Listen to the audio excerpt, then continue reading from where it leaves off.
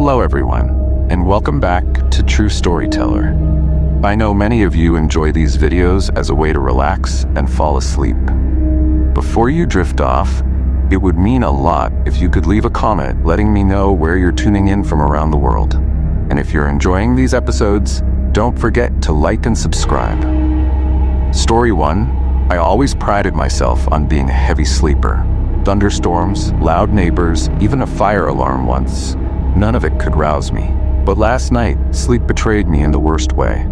It started as an ordinary evening. I brushed my teeth, climbed into bed, and shut my eyes, letting the soothing rhythm of the ceiling fan lull me into slumber.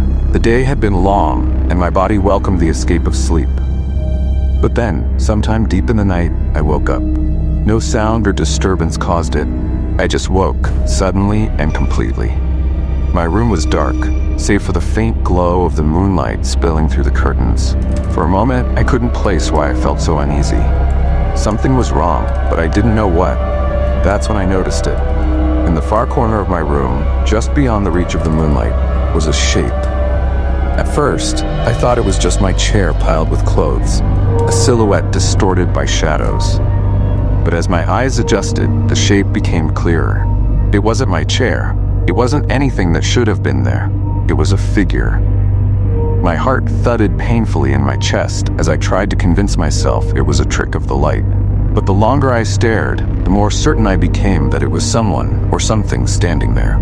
Its outline was unnaturally still, too rigid, as if it were holding its breath. And then, to my horror, it moved. It was slight, just a tilt of the head, but it was enough to confirm I wasn't imagining things. Panic clawed at my throat. I wanted to scream, to bolt from my bed and flee the room, but my body wouldn't move. It was like I was glued to the mattress, my limbs refusing to obey. I told myself to turn on the bedside lamp. If I could flood the room with light, I'd see it was nothing, just a shadow playing tricks on me. Summoning every ounce of courage, I stretched my hand toward the lamp. My fingers brushed the switch, but before I could turn it on, I heard it. A low, guttural whisper coming from the corner. The words were indistinct, like a language I didn't understand, but the tone was unmistakable. It wasn't friendly. The sound sent a cold chill down my spine, and my hand froze, hovering over the lamp. The figure shifted again, stepping closer. Now it was halfway across the room, and I could see its outline more clearly. Its limbs were too long, its head tilted at an unnatural angle. I squeezed my eyes shut, hoping that if I didn't look, it would go away. But when I opened them again, it was standing at the foot of my bed. I don't remember what happened after that. I woke up this morning, sprawled on the floor, the lamp shattered beside me. The corner of the room is empty now, but I can still feel it watching me, and I know it will return tonight. Story 2. It started with a simple sound, something faint and almost indiscernible. At first, I thought it was the wind or maybe a neighbor moving around in the flat above mine. But no, this sound wasn't coming from outside. It was in my room. I had gone to bed exhausted, hoping for a deep, dreamless sleep. But somewhere in the early hours, I stirred. The darkness was oppressive, thicker than usual, the kind that felt alive. And then I heard it again, a whisper. It wasn't like the groan of the old pipes or the creak of my aging floorboards. This was deliberate, a string of soft, sibilant syllables that seemed to seep into my ears and cling to my thoughts. I froze. My heart began to pound, the noise loud in the stillness. The whisper grew louder, more insistent. I strained to catch the words, but they were distorted, garbled. It was like someone was just inches away, speaking directly into my ear. Hello? My voice trembled as I broke the silence, hoping for reassurance, even if it was my overactive imagination. But the whispers stopped. The silence that followed was worse than the sound. It was the kind of silence that made your skin crawl. I flicked on the bedside lamp, its warm glow flooding the room. Nothing. Just the familiar mess of clothes and books scattered across the floor. I exhaled, forcing myself to laugh. "You're just tired," I muttered, convincing myself it was true. But as soon as I turned off the light, the whispers returned. This time, they were louder and closer. I felt my stomach churn as an icy sensation crawled up my spine. It wasn't just whispers anymore. There was breathing, slow, heavy breathing, as if someone was lying right next to me. I squeezed my eyes shut, clutching the blanket as though it could protect me. The air grew colder, and the whispers became words. "You're awake." The voice was guttural, deep, and unnatural. My blood ran cold. The breathing was now right by my ear. I didn't dare open my eyes. "Look at me." The voice was louder, commanding, but my body refused to obey. I couldn't move, couldn't scream. The weight of something pressed down on the mattress beside me. It was sitting there, waiting. Finally, I opened my eyes, just a sliver. The faint moonlight filtering through the curtains illuminated the room enough for me to see. My blood turned to ice. At the edge of my bed, crouched and grinning, was a figure. Its hollow eyes bore into mine, its jagged teeth glinting in the dim light. It tilted its head unnaturally, like a predator studying its prey. I bolted upright, reaching for the lamp. The light came on, and the figure was gone, but the whisper remained, soft and teasing. "Sleep well." I haven't slept since, and every night I hear it waiting. Story 3. It started as a normal night, the kind where exhaustion pulls you into bed, and you expect to drift off as soon as your head hits the pillow. My room was comfortably dark, the faint hum of the fan lulling me into relaxation. I closed my eyes, ready for the sweet oblivion of sleep. But something stopped me. At first, it was subtle, a vague sense of unease, like being watched. I brushed it off, convinced it was just my overactive imagination. After all, I lived alone, and the door was locked. There was no one here but me. The feeling didn't go away. If anything, it grew stronger.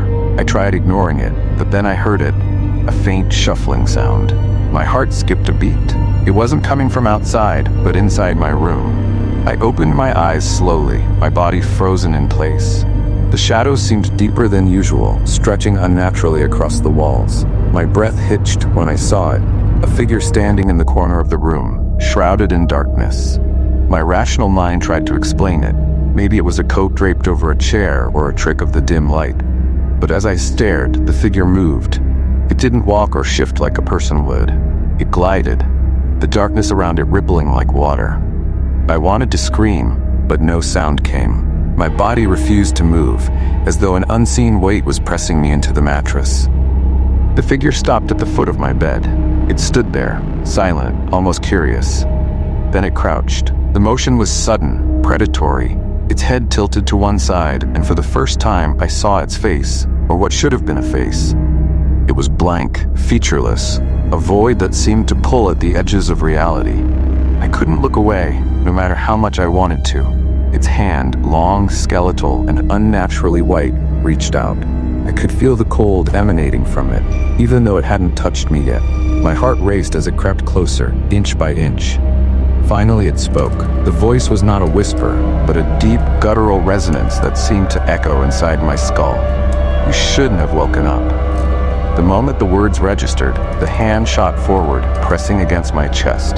The cold was unbearable, like being plunged into icy water. I gasped, struggling against the invisible force pinning me down. My vision blurred, the edges of the room darkening. Then, just as suddenly, it was gone. The weight lifted, the figure vanished, and the room was empty again. My chest heaved as I sat up, drenched in sweat. The clock read 3:33 a.m. I didn't sleep the rest of the night. Now, every time I close my eyes, I feel it there, waiting. It doesn't matter if the lights are on or if I leave the house. I know it will return, and next time, I might not wake up at all. Story 4. When I moved into the flat, it was supposed to be a fresh start, a tiny studio, just enough for me, with rent I could actually afford. Sure, it was old, with creaky floors and peeling wallpaper, but it had charm, or so I told myself. That first night, I barely slept. The place had its quirks, faint knocking noises, groaning pipes, the occasional scratching that I chalked up to rats or the neighbors. I convinced myself it was nothing. By the second night, things got weirder. I woke up around 2 a.m. to a sound, faint but distinct. It was a rhythmic tapping, like fingers drumming on wood. It seemed to come from inside the walls, near the corner where my bed was pushed against. I tried to ignore it, pulling the covers tighter. But then the tapping changed. It wasn't random anymore. It spelled out a pattern, almost like a message. My heart raced as I lay there, frozen. Then it stopped. The silence that followed felt suffocating. I must have drifted off eventually because I woke up to the sunlight streaming through the curtains. The room felt different, colder somehow. I brushed it off and went about my day, determined not to let my imagination get the better of me. That night, I made sure to keep a light on. I figured I'd sleep better with the soft glow of my bedside lamp. But the tapping returned. This time, it was louder, faster, insistent. I sat up in bed, staring at the wall where the noise came from. "Hello?" My voice cracked, sounding small in the empty room. The tapping stopped. I let out a shaky breath, thinking maybe it had been a mouse or some pipe settling. But then, something replied. "Hello!" A voice rasped from inside the wall. I froze. The voice was thin, barely above a whisper, but unmistakably human. My chest tightened as fear coursed through me.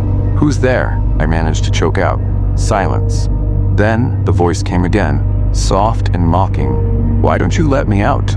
My stomach dropped. My first instinct was to run, but my legs wouldn't move. I stared at the wall, half expecting it to crack open. The voice continued, louder now, almost gleeful. "I've been waiting for you," it said. "Such a long time." I scrambled out of bed, heart pounding, and grabbed my phone. But the light on the screen flickered and died in my hand. The lamp followed, plunging the room into darkness. The tapping started again, faster and closer. I felt a cold draft against my back and turned to see a crack forming in the plaster. Thin fingers, pale and grotesque, clawed their way through the wall. I screamed, stumbling backward, but the hand shot out, grabbing my ankle. Its grip was icy and strong. I kicked, fought, but it dragged me toward the wall, the voice laughing as the darkness swallowed me. "This morning, someone else moved in. I hope they like roommates." Story 5. I've always been a light sleeper. Every creak, every faint sound in the night jolts me awake. But last night was different. Last night, I woke up to something that wasn't just a sound. It was a presence. It was 3:12 a.m. when my eyes snapped open. My bedroom was silent, but it didn't feel empty. You know that sensation when someone's standing too close even though you can't see them? That's what it felt like. I lay still, straining my ears for a noise. Any indication I wasn't alone. Nothing. Just the hum of the fridge in the kitchen and the faint ticking of my wall clock. Yet the air was thick with tension, like it was holding its breath. I turned my head, slowly scanning the room. The shadows seemed heavier than usual, pooling in the corners like black ink. That's when I saw it. A figure standing at the foot of my bed. I froze. It was tall and completely still, its outline barely distinguishable from the darkness. My heart thudded in my chest, loud enough to drown out the silence. I wanted to believe it was a trick of the light, but deep down, I knew better. "Who's there?" I croaked, my voice barely above a whisper. No response. The figure didn't move, didn't breathe. It just stood there, watching me. Or at least I assumed it was watching. Its face was obscured, shrouded in shadow. Summoning every ounce of courage, I reached for my bedside lamp. My hand trembled as my fingers found the switch. I flipped it on, flooding the room with light. The figure was gone. I sat up, breathing heavily, my eyes darting around the room. Nothing was out of place. Just the familiar clutter of clothes on a chair, books piled on the nightstand. The figure had vanished as though it had never been there. I tried to convince myself it was a nightmare, my mind playing tricks on me. I turned the light off, settling back into bed. But sleep wouldn't come. Every time I closed my eyes, I felt it, the oppressive weight of that presence lingering. And then, the bed shifted. It was subtle, a barely perceptible dip near my feet, but it was enough to send a jolt of terror through me. I flung the blanket off and scrambled to the corner of the room, my hands fumbling for the lamp again. The light burst on, illuminating nothing. The bed was empty, no signs of anyone or anything being there. My breaths came in short, panicked gasps. I didn't dare turn the light off again. The rest of the night, I sat curled in the corner, clutching a kitchen knife I'd grabbed in desperation. I stared at the bed, my eyes stinging with exhaustion. Now the sun is up, but the room doesn't feel any safer. I know it wasn't a dream. Whatever it wasn't finished with me. Tonight, I'm not sure I'll make it through.